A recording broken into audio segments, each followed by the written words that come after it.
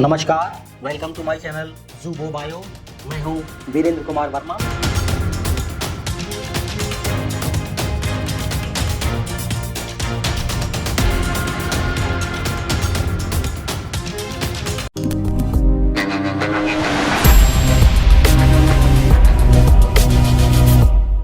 आज के हमारे लेक्चर का 15th क्वेश्चन है, listed below are 4 respiratory capacities 1 to 4 and 4 jumbled respiratory volumes of a normal human adults. इस तरफ के कॉलम में रेस्पिरेटरी कैपेसिटी दी है और इस कॉलम में रेस्पिरेटरी वॉल्यूम्स दे रखा है। आपको सही मैच करके इनमें से कोई एक ऑप्शन चूज करना है। तो देख लेते हैं। जो रेसिड्यूअल वॉल्यूम होता है उसकी वैल्यू 1100 से 1200 ml के बीच होती है, यानी 1100 से 1200 ml के बीच होती है। तो रेसिड्यूअल वॉल्यूम तो ये हो गया आपका। उसके बाद ये वाइटल कैपेसिटी है। जो वाइटल कैपेसिटी का फार्मूला होता है वो ये होता है, vital capacity is equal to tidal volume plus inspiratory reserve volume plus expiratory reserve volume.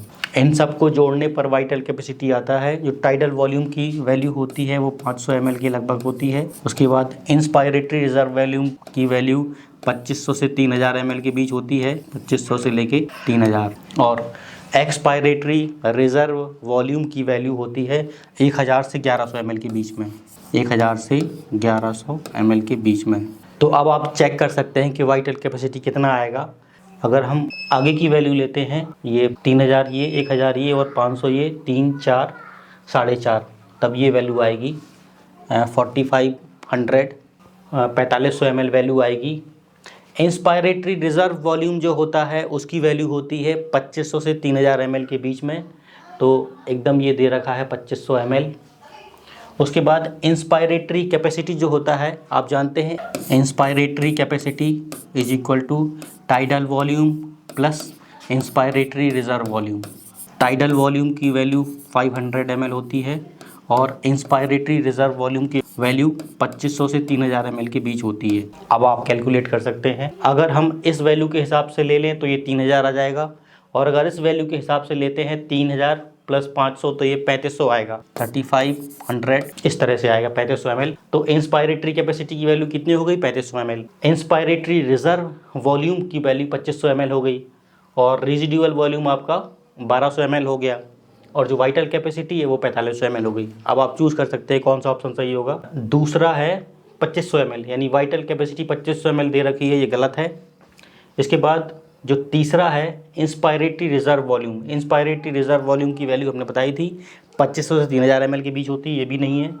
चौथा है इंस्पायरेटरी कैपेसिटी, इंस्पायरेटरी कैपेसिटी की वैल्यू हमने निकाली है 3500 ml, ये सही है। और पहला वाला जो है यानी रेजिडुअल वॉल्यूम की वैल्यू 1200 ml, ये सही है।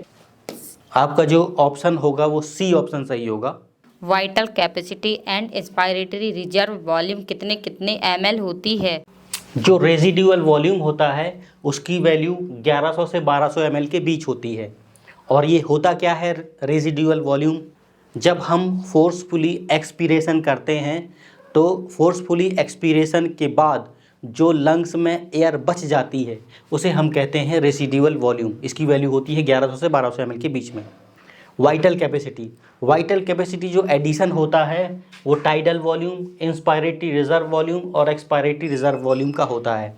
तो टाइडल वॉल्यूम हम पीछे बता चुके हैं, टाइडल वॉल्यूम 500 ml होता है इसमें। इंस्पायरेटरी रिजर्व वॉल्यूम की वैल्यू 2500 से 3000 ml के बीच होती है। इसके बाद एक्सपायरेटरी रिजर्व वॉल्यूम की वैल्यू 1000 से 1100 ml के बीच होती है। अब इसको ऐड करेंगे तो ये वैल्यू आएगी 4000 से 4600 ml के बीच में। अब लोअर वैल्यू ऐड करेंगे तो 2500 प्लस 500 3000 और 1000 वो ऐड करेंगे तो 4000 आएगा, और जो अपर वैल्यू है वो ऐड करेंगे तो आएगा आपका 4600 ml। देख लीजिए 3000 प्लस 1100 यानी 4100 और प्लस 500। वाइटल कैपेसिटी होता क्या है, it is the maximum amount of value that can be inspired and expired to the maximum level, ये होता है vital capacity. Inspiratory reserve volume की वैल्यू 2500 ml से 3000 ml के बीच होती है। और ये इंस्पायरेटरी रिजर्व वॉल्यूम होता क्या है, नॉर्मल इंस्पिरेशन के बाद जितनी एयर फोर्सिबली हम इंस्पायर्ड कर सकते हैं, उसे कहते हैं inspiratory reserve volume. Inspiratory capacity की बात करते हैं तो इंस्पायरेटरी कैपेसिटी जो एडिशन होता है वो टाइडल वॉल्यूम और इंस्पायरेटरी रिजर्व वॉल्यूम का होता है।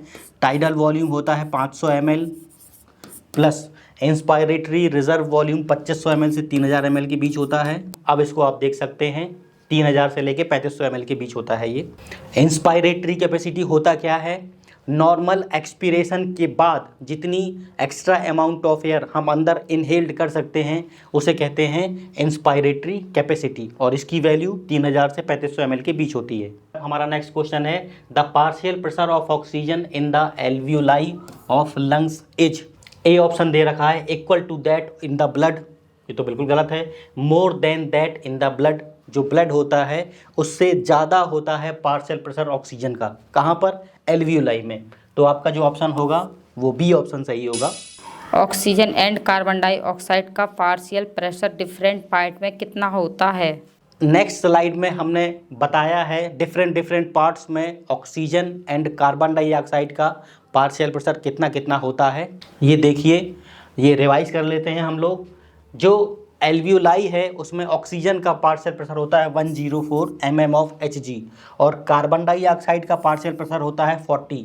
इसी तरह डीऑक्सीजनेटेड ब्लड जो नॉर्मल वीन्स में बहता है, नॉर्मल वीन्स में फ्लो करता है, उसमें ऑक्सीजन का पार्शियल प्रेशर होता है 40 और कार्बन डाइऑक्साइड का पार्शियल प्रेशर होता है 45। यानी कार्बन डाइऑक्साइड का पार्शियल प्रेशर डीऑक्सीजनेटेड ब्लड में, इम्प्योर ब्लड में ज़्यादा होता है। इसके बाद ऑक्सीजनेटेड ब्लड की बात करते हैं। ऑक्सीजनेटेड ब्लड नॉर्मल आर्टरीज जो होती हैं उनमें बहता है।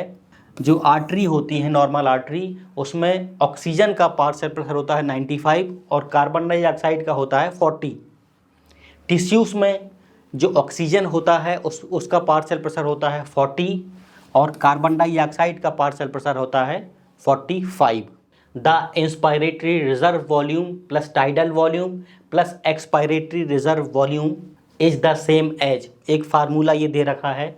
ये कह रहे हैं ये फार्मूला किसके सेम है, ये बताना है आपको। Inspiratory capacity plus expiratory reserve volume.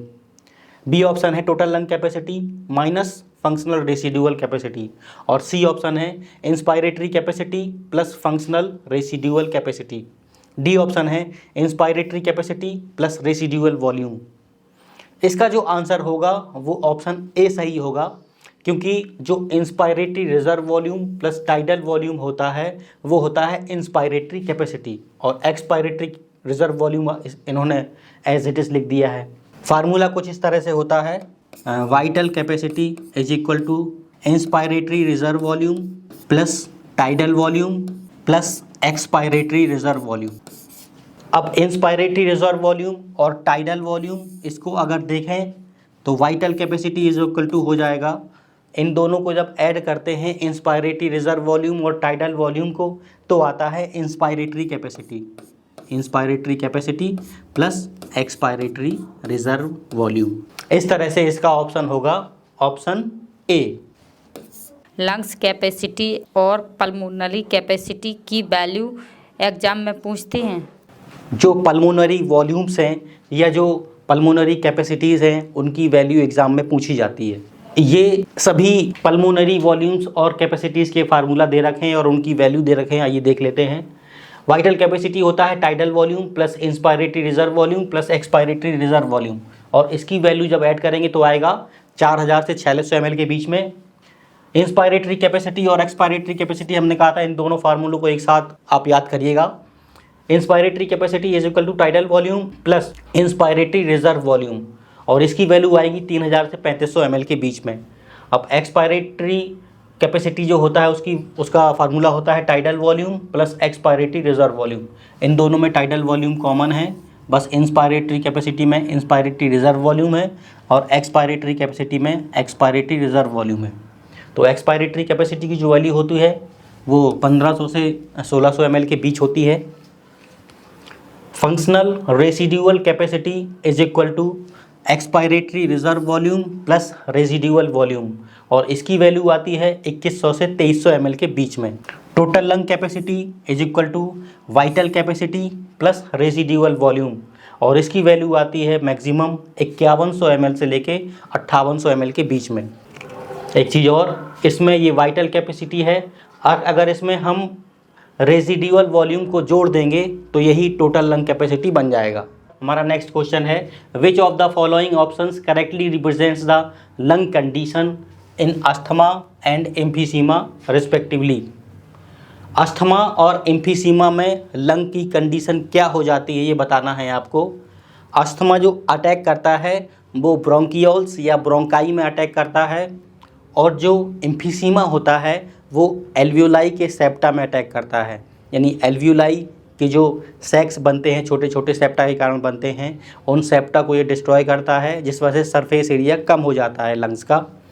तो इसका जो आंसर होगा inflammation of bronchioles, decreased respiratory surface, यानी अस्थमा में ब्रोंकियोल्स में सूजन आ जाती है, और जो एम्फीसीमा है उसमें रेस्पिरेटरी सरफेस कम हो जाता है। इसका आंसर होगा ऑप्शन ए। अस्थमा एवं एम्फीसीमा में लंग्स की कंडीशन क्या होती है, फिगर द्वारा समझाइए। ये अस्थमा से ग्रसित ब्रोंकियोल्स में क्या कंडीशन होती है इसका फिगर दिखाया गया है। ये नॉर्मल एयरवे है, यानी कोई इन्फेक्शन नहीं है, और जो अस्थमा के पेशेंट होते हैं उनमें कुछ इस तरह की कंडीशन बन जाती है। जो ब्रोंकियोल्स होता है उनका जो पाथ होता है वो सकरा हो जाता है, तो सांस लेने में दिक्कत होती है। जो ब्रोंकाई या ब्रोंकियोल्स होता है उसमें सूजन आ जाती है अस्थमा की डिसीज़ में। ये नॉर्मल लंग वर्सेस एम्फीसीमा के जो लंग्स हैं उनका फिगर दिखाया गया है। नॉर्मल लंग्स में एल्वियोलाई के बीच में जो सेप्टा होते हैं वो मेंटेन रहते हैं, जिस वजह से surface area in normal lungs का ज़्यादा होता है। लेकिन जब एम्फीसीमा की प्रॉब्लम हो जाती है तो ये जो सेप्टा होते हैं वो डिस्ट्रॉय हो जाते हैं, जिस वजह से जो सरफेस एरिया है वो कम हो जाता है। सरफेस एरिया कम होने से जो एक्सचेंज के लिए सरफेस एरिया मिलना चाहिए वो नहीं मिल पाता, और ऑक्सीजन की सप्लाई कम हो जाती है। Reduction in pH of blood will decrease the affinity of haemoglobin with oxygen. B option है release bicarbonate ions by the liver. C option है reduce the rate of heart beat, और D option है reduce the blood supply to the brain. इसमें ये कह रहे हैं reduction in pH of blood. जब पीएच रिड्यूस होता है, पीएच रिड्यूस होने का मतलब है कि हाइड्रोजन आयन की कंसंट्रेशन ज़्यादा होती है, तो जो हीमोग्लोबिन की ऑक्सीजन से एफिनिटी है वो कम हो जाती है। तो इसका जो आंसर होगा वो होगा ऑप्शन ए। पीएच हो गया, टेम्परेचर हो गया, पार्शियल प्रेशर ऑफ ऑक्सीजन है या पार्शियल प्रेशर ऑफ CO2 है, ये सब इफ़ेक्ट करते हैं ऑक्सी हीमोग्लोबिन के बनाने में और ऑक्सी हीमोग्लोबिन के डिसोसिएशन में। जब कभी ऐसा होता है कि H+ की कंसंट्रेशन ज़्यादा हो जाती है, यानी जो pH है वो कम हो जाता है ब्लड में, तो ऑक्सी हीमोग्लोबिन के डिसोसिएशन की प्रवृत्ति बढ़ने लगती है। तो इसका आंसर होगा option A, decrease the affinity of haemoglobin with oxygen. Question को ऑक्सीजन हीमोग्लोबिन डिसोसिएशन कर्व के द्वारा समझाइए। ऑक्सी हीमोग्लोबिन के फॉर्मेशन एंड ऑक्सी हीमोग्लोबिन के डिसोसिएशन को हम ऑक्सीजन हीमोग्लोबिन डिसोसिएशन कर्व के माध्यम से समझ सकते हैं। फिगर में एक कर्व दे रखा है, इसे ऑक्सीजन हीमोग्लोबिन डिसोसिएशन कर्व कहते हैं। इसमें एक्स एक्सिस पर पार्शियल प्रेशर ऑफ ऑक्सीजन, जिसकी यूनिट mmHg होती है, दे रखा है, और वाई एक्सिस पर percentage saturation of haemoglobin with oxygen दे रखा है। इसमें जो ये आप लाइन देख रहे हैं कंटिन्यूअसली जो बनी हुई है, ये नॉर्मल कर्व को शो कर रहा है, नॉर्मल सिग्मॉइड कर्व को शो कर रहा है।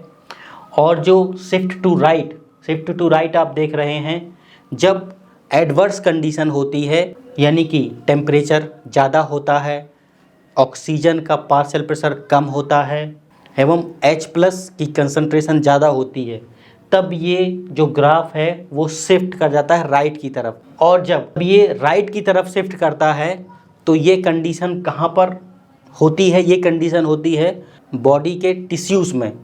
और जब फेवरेबल कंडीशन होती है, फेवरेबल कंडीशन का मतलब है कि पार्शियल प्रेशर ऑफ ऑक्सीजन ज़्यादा है, partial pressure of carbon dioxide कम है, टेम्परेचर कम है और हाइड्रोजन आयन की कंसंट्रेशन भी कम है, तो ये शिफ्ट करता है, शिफ्ट टू लेफ्ट। और ये कंडीशन कहाँ देखने को मिलती है? ये ऊपर वाली कंडीशन देखने को मिलती है एल्वियोलाई में, ये कंडीशन देखने को मिलती है एल्वियोलाई में, ये कंडीशन देखने को मिलती है टिश्यूज़ में, और ये नॉर्मल कर्व शो कर रहा है। तो जो टिश्यूज़ में देखने को मिलेगी इसमें क्या होगा? इसमें होगा डिसोसिएशन ऑफ ऑक्सी हीमोग्लोबिन, और जो कंडीशन हमें एल्वियोलाई में देखने को मिलेगी उसमें होगा formation of oxy haemoglobin.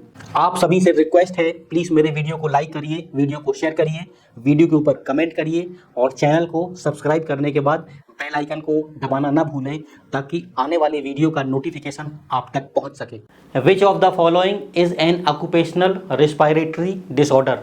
Occupational respiratory disorder मतलब काम करते समय जो डिसीज़ होती हैं उसका नाम बताना है। कोई माइनिंग इंडस्ट्री में वर्कर काम कर रहा है या किसी दूसरी इंडस्ट्री में वर्कर काम कर रहा है, तो वहाँ से जो पार्टिकल, एलिमेंट या कोई कंपाउंड निकलता है वो मजदूर इनहेल्ड करते हैं, तो उस इनहेल की वजह से ऑक्यूपेशनल रेस्पिरेटरी डिसऑर्डर होता है। आपको इनमें से बताना है कौन सी वो डिसीज़ है, एंथ्रेसिस, सिलिकोसिस, बोटुलिज्म या एम्फीसीमा। इसका जो आंसर होगा वो होगा option B, silicosis. Silicosis silica के कारण होता है। जो मजदूर सिलिका माइनिंग इंडस्ट्री में काम करते हैं उनको अधिकतर ये डिसीज़ हो जाती है, सिलिकोसिस। इसमें लंग्स के अपर पार्ट में मेन रूप से फाइब्रोसिस होता है और उस पार्ट में, लंग्स के अपर पार्ट में सूजन आ जाती है। किसकी वजह से? सिलिका की वजह से, इसलिए इस डिसीज़ को हम सिलिकोसिस बोलते हैं। एंथ्रेक्स एवं बोटुलिज्म में क्या प्रॉब्लम होती है?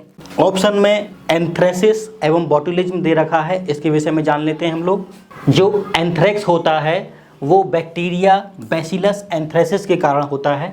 स्किन में क्या होती है इसमें प्रॉब्लम? जो स्किन होती है उसमें पेनफुल सोर्स, पेनफुल गड्ढे बन जाते हैं और उन चकत्तों में जो है ब्लैक सेंटर प्रेजेंट होता है।